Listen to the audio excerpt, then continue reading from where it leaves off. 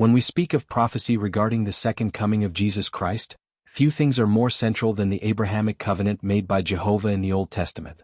According to prophecy, the Jews would be scattered and later gathered again before the second coming of Christ. Look to Israel. This will be their first coming of the Messiah. Through the atonement of Jesus Christ, all mankind is blessed to be a part of the Abrahamic covenant. Ezekiel 37 verse 16 and 17 we learn that two sticks, scrolls, would one day be united.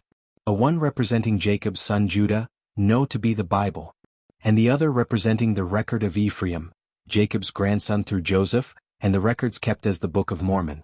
Ezekiel prophesied that these would be joined together into one, a sign of God's unfolding work in the latter days. The Bible is a compilation of sacred writings primarily preserving the record of the house of Judah. Bible, a word meaning many books, is a fitting description, but it focuses chiefly on the Jewish record. The second stick, or scroll, the record of Ephraim, was begun by the prophet Lehi, a descendant of Joseph not Judah, who fled Jerusalem around 600 BC guided by Jehovah and Jeremiah's prophecies of impending doom. Lehi and his family carried with them the scriptures of the Old Testament then available, preserving their religious heritage in their new land. Their records began shortly before their departure from Israel, and span 1,000 years, 600 BC to 400 AD, and comprise what we now know as the Book of Mormon. Why Book of Mormon? Mormon was a prophet historian who, under divine direction, abridged these numerous records into a single volume. His purpose was clear: to testify of Jesus Christ and preach redemption.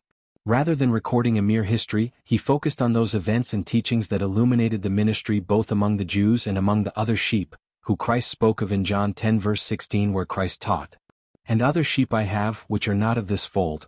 Them also I must bring, and they shall hear my voice, and there shall be one fold and one shepherd." Thus, the Book of Mormon is not just a companion volume to the Bible, it is a second witness of Jesus Christ. Together, the Bible and the Book of Mormon fulfill Ezekiel's prophecy. Two sticks becoming one in the hand of the Lord in his ongoing work among all nations. The coming forth of the Book of Mormon brought clarity of the nature of God and his teachings. For example, God the Father and his Son Jesus Christ are two separate tangible beings. The Holy Ghost is a personage of spirit whose purpose is to testify of them. Jesus Christ, Jehovah in the Old Testament, is God's Son. All mankind are literal spirit children of God. God communicates to each of us when we pray sincerely and hearken.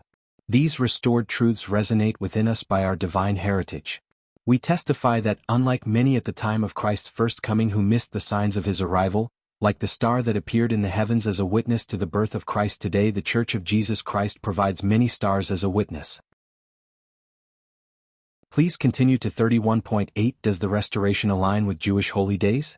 Cosmic alignment of key prophetic events such as the coming of Elijah, the blowing of the shofars, trumpets, and the Feast of Tabernacles strongly affirm divine orchestration.